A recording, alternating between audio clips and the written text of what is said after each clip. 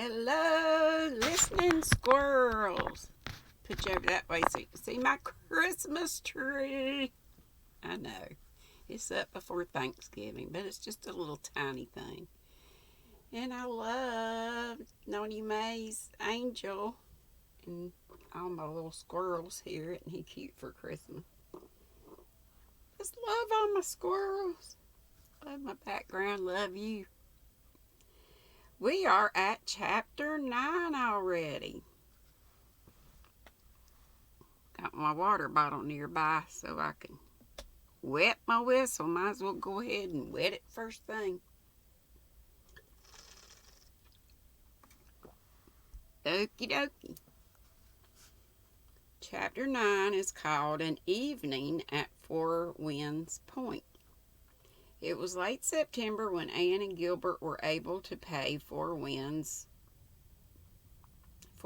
Light their promised visit.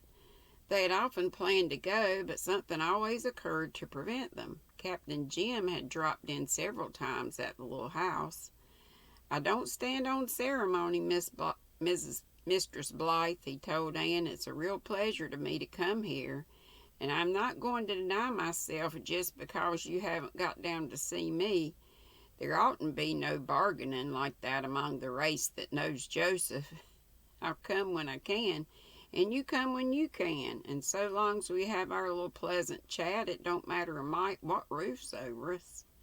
Captain Jim took a great fancy to Gog and Magog, who were presiding over the destinies of the hearth and the little house, with as much dignity and aplomb as they had done at Patty's place. "Aren't they the cutest little cusses?" he would say delightedly, and he bade them greeting and farewell as gravely and invariably as he did his host and hostess. Captain Jim was not going to offend household deities by any lack of reverence and ceremony. "You've made this little house just about perfect," he told Anne. "It never was so nice before. Mistress Selwyn had your taste, and she did wonders, but folks in those days didn't have the pretty little curtains and pictures and knickknacks you have. As for Elizabeth, she lived in the past. You've kinder brought the future back into it, so to speak. I'd be real happy even if we couldn't talk at all when I come here. Just to sit and look at you and your pictures and your flowers would be enough of a treat. It's beautiful, just beautiful." Captain Jim was a passionate, I got a sore behind this right ear. Captain Jim was a passionate worshiper of beauty. Every lovely thing heard or seen gave him a deep, subtle inner joy that irradiated his life. Not eradicated. Irradiated his life. He was quite keenly aware of his own lack of outward comeliness and lamented it. "Oh, it's time for antibiotic and a swish," which I will do right after I finish reading. Hope it won't go off again. I think I got it.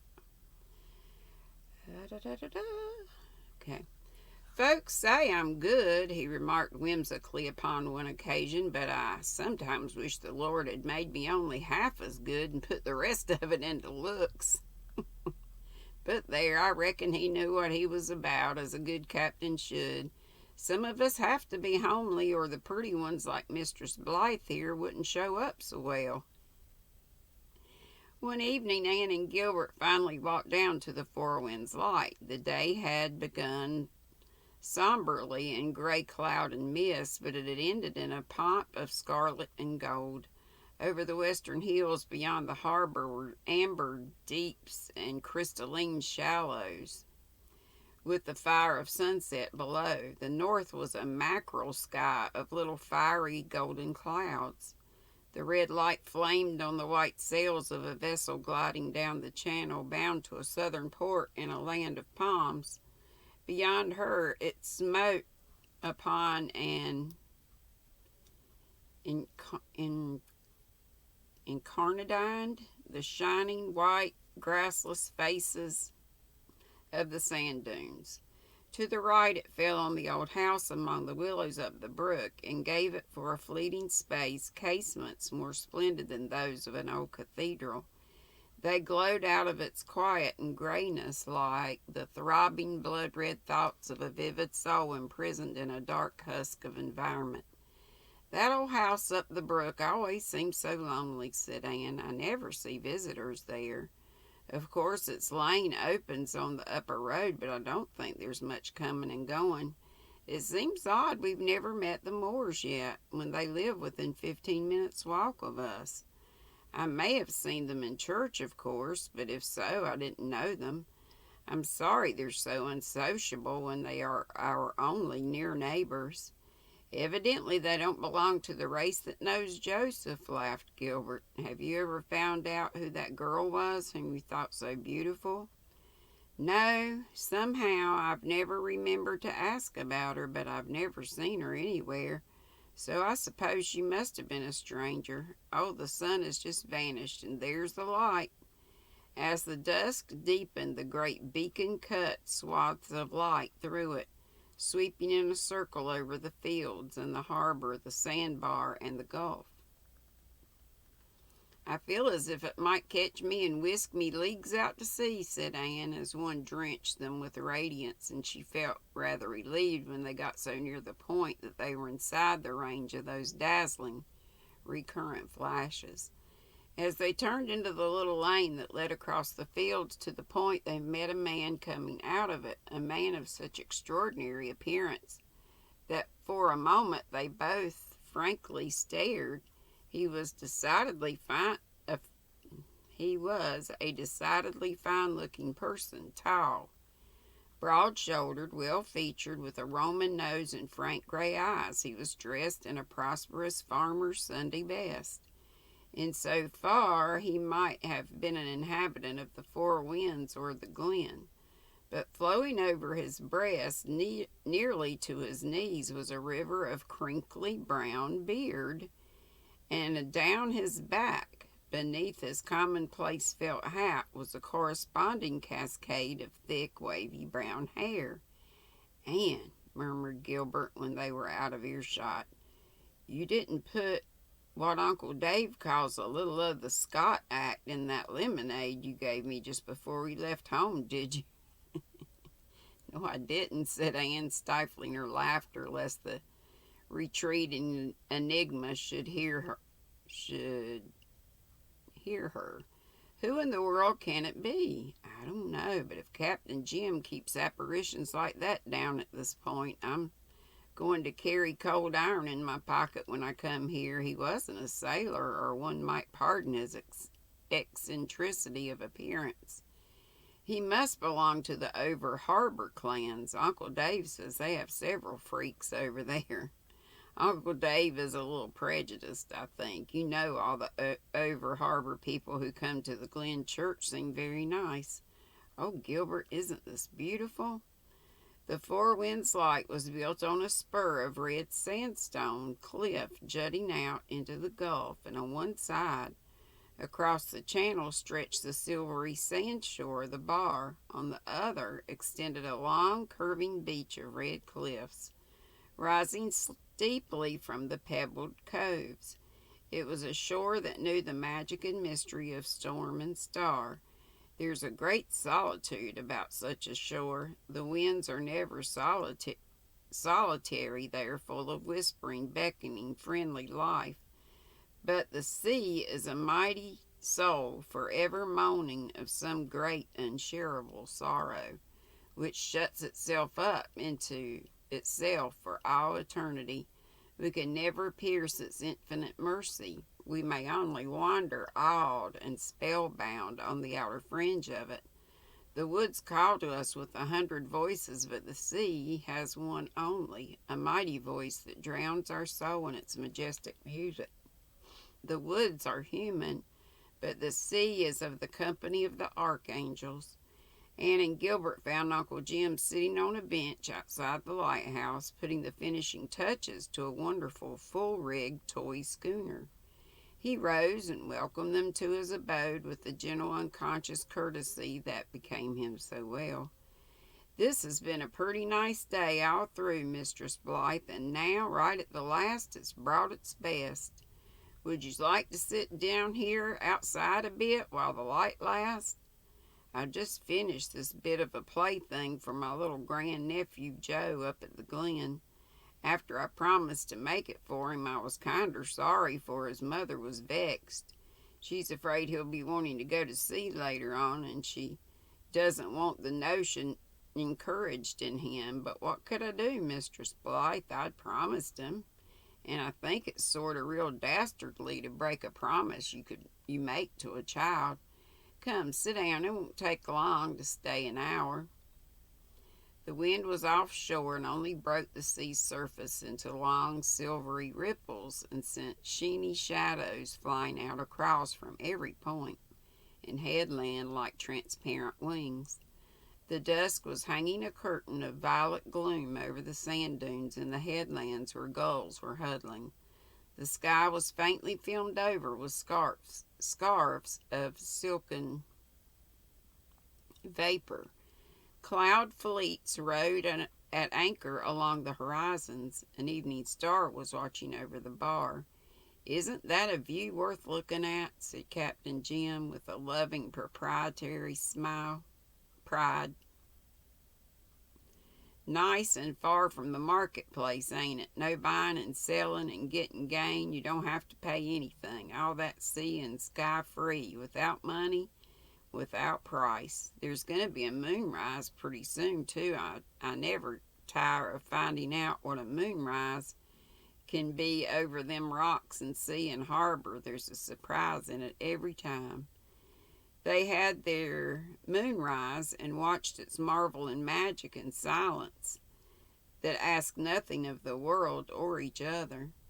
Then they went up into the tower and Captain Jim showed and explained the mechanism of the great light. Finally they found themselves in the dining room where a fire of driftwood was weaving flames of wavering, elusive, sea-born hues in the open fireplace. "I put this fireplace in myself," remarked Captain Jim. "The government don't give lighthouse keepers such luxuries. Look at the colors that wood makes. If you'd like some driftwood for your fire, Mistress Blythe, I'll bring you up a load some day. Sit down. I'm going to make you a cup of tea."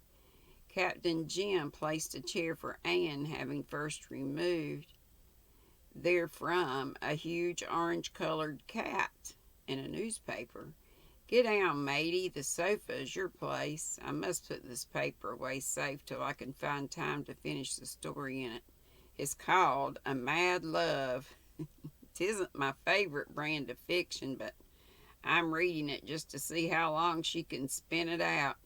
It's at the 62nd chapter now, and the wedding ain't any nearer than when it begun, far as I can see. When little Joe comes, I have to read him pirate yarns. Ain't it strange how innocent little creatures like children love the bloodthirstiest stories? Like my lad Davy at home," said Anne. "He wants tales that reek with gore." Captain Jim's tea proved to be nectar. He was pleased as a child with Anne's compliments, and he affected a fine indifference. "The secret is I don't skimp the cream," he remarked airily. Captain Jim had never heard of Oliver Wendell Holmes, but he evidently agreed with that writer's dictum that big heart never liked little cream pot. "We met an odd-looking personage coming out of your lane," said Gilbert as they sipped. "Who was he?" Captain Jim grinned. "That's Marshall Elliott, a mighty fine man with just one streak of foolishness in him. I suppose you wondered what his object was in turning himself into a sort of a dime museum freak. Is he a modern Nazarene or a Hebrew prophet left over from olden times?" asked Anne. "Neither of them. It's politics that's at the bottom of his freak. All those Elliots and Crawfords and McAllisters are dyed-in-the-wool politicians. They're born grit or Tory, as the case may be, and they live grit or Tory, and they die grit or Tory. And what they're going to do in heaven, where there's probably no politics, is more than I can fathom. This Marshall Elliott was born a grit. I'm a grit myself in moderation, but there's no moderation about Marshall. 15 years ago, there was a specially bitter general election. Marshall fought for his party tooth and nail.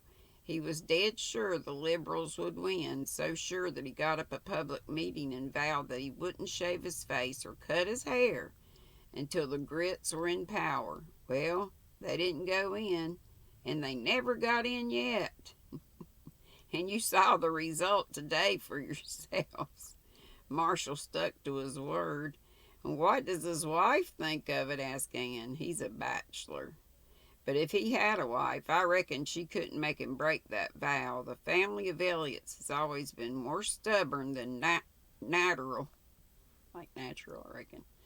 Marshall's brother Alexander had a dog he set great store by, and when he died, the man actually wanted to have it buried in the graveyard along with the other Christians, he said. Of course, he wasn't allowed to, so he buried it just outside the graveyard fence and never darkened the church door again. But Sundays he'd drive his family to the church and sit by that dog's grave and read his Bible all the time service was going on. They say when he was dying, he asked his wife to bury him beside the dog. She was a meek little soul, but she fired up at that. She said she wasn't going to be buried beside no dog, and she'd rather have his last resting place beside the dog than beside her, just to say so. Alexander Elliott was a stubborn mule, but he was fond of his wife, so he gave in and said, well, darn it, bury me where you please, but when Gabriel's trump blows, I expect my dog to rise up with the rest of us, for he had as much soul as any derned Elliott or Crawford or McAllister that ever strutted. Them was his parting words. As for Marshall, we'll all get used to him, but he must strike strangers as right down peculiar looking. I've known him ever since he was 10. He's about 50 now, and I like him.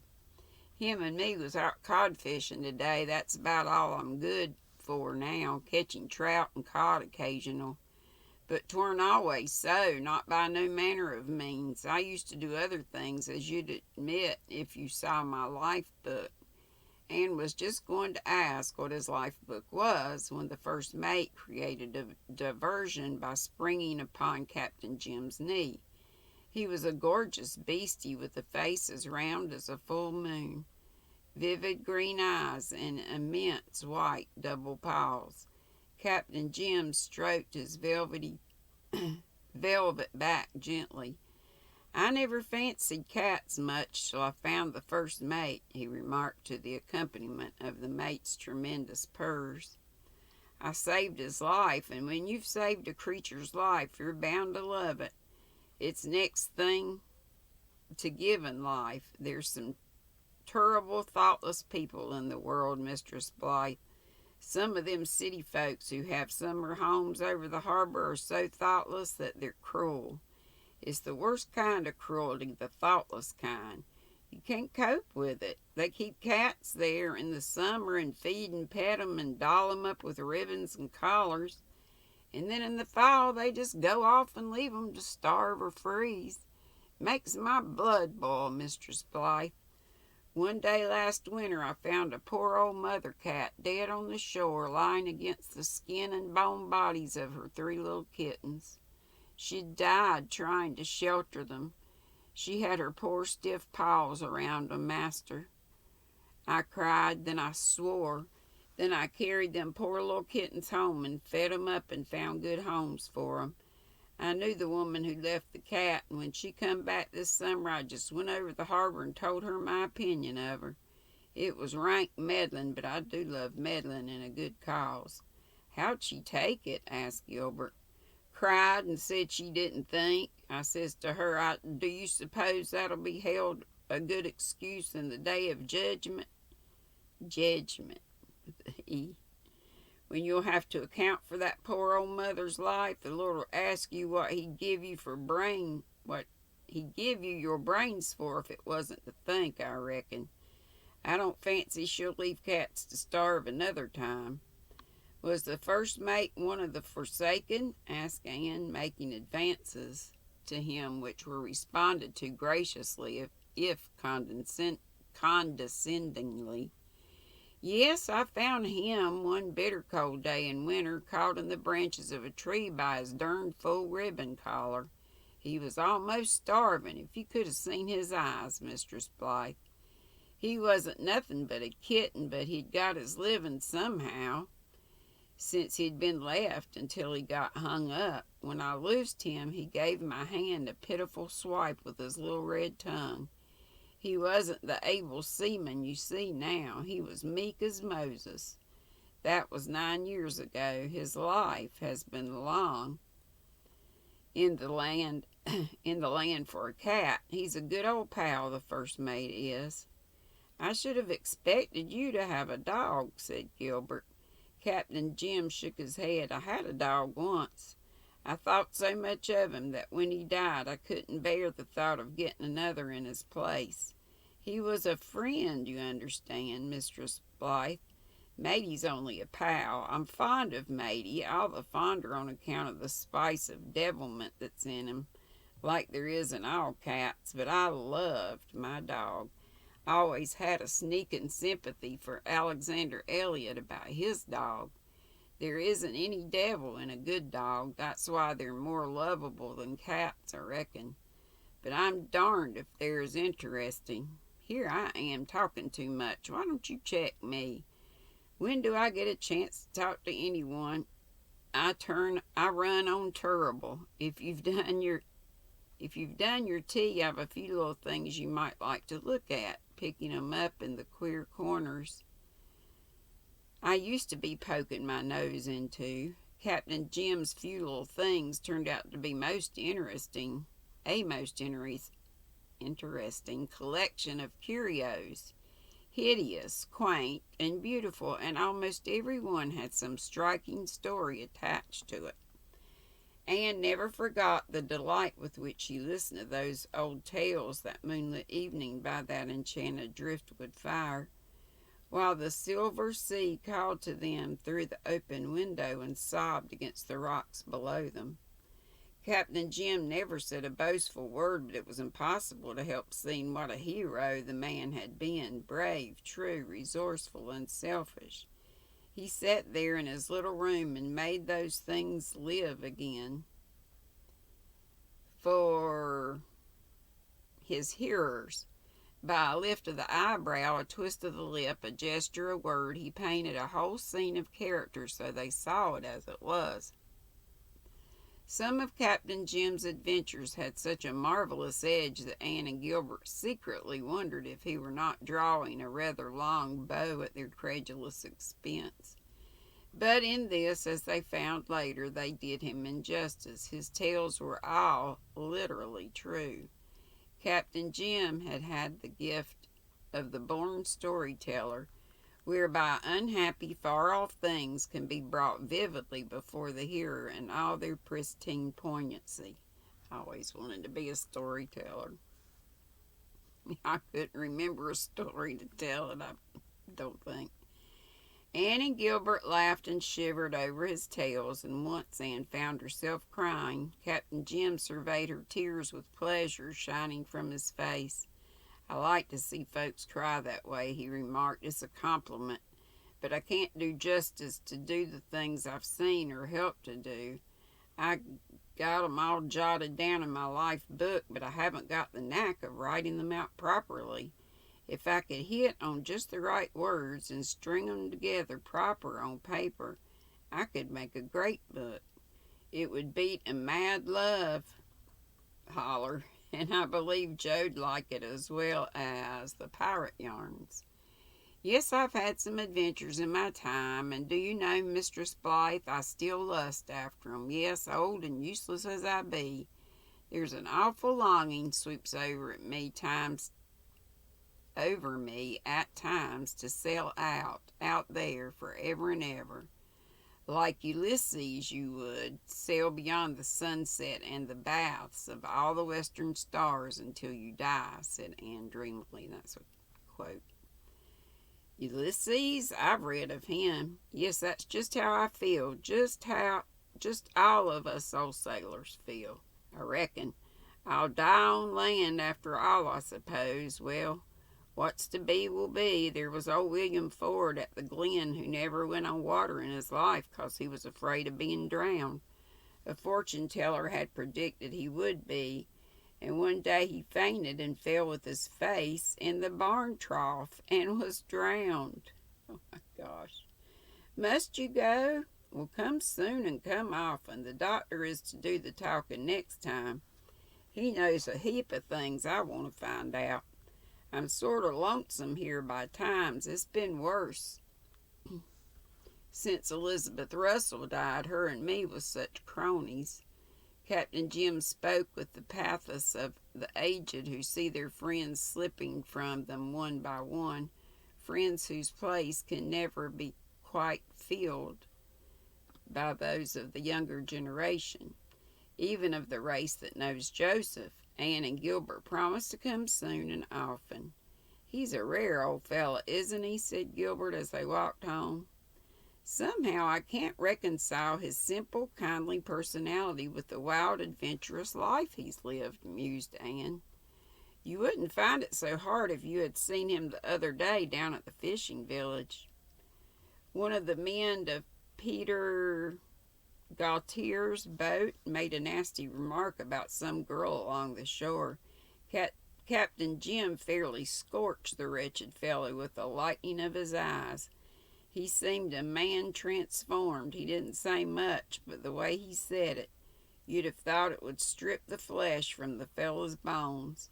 I understand that Captain Jim will never allow a word against any woman to be said in his presence. I wonder why he never married, said Anne. He should have sons with their ships at sea now, and grandchildren climbing all over to hear his stories. He's that kind of man. Instead, he has nothing but a magnificent cat. But Anne was mistaken. Captain Jim had more than that. He had a memory. And that's it. Long. Chapter 9. Not quite as long as the other, I think. It's not about 27 minutes.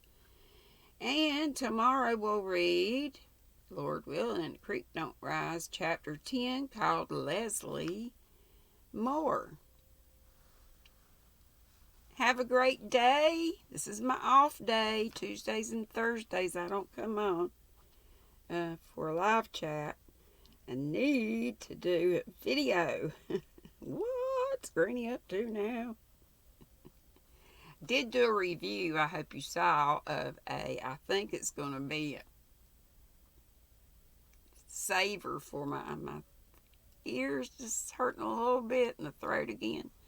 So I'm hoping that humidifier that company sent me to review, God's time, right on time. What a blessing. And I hope you'll check out their the link that I have now, another affiliate link, but my first affiliate link with a code. It's 10%, but when I went in, the first thing I saw was a thing where you could sign up for text to get 20% off. I don't know if that was a one-time thing or what, but like I said, if you buy something, it says activate your warranty and save up to 40% off of any of our other products. And they have all kind of things. It's called, what was it? Everlasting Comfort. So most of their products, like the humidifier, are, for to keep you comfortable. Besides the humidifier, they have lots of memory foam, like seat cushions, wheelchair cushions, regular chair cushions, lumbar support things. Give them a look, and I appreciate you doing that. All right, I'll see you in the YouTube streets, as Kelly from Kelly's Crochet Adventure says. I love her. What in the ham sandwich? And she says, honey, check her out. She's great. Okay. See you all later. Be sweet. Don't be ugly. Bye-bye.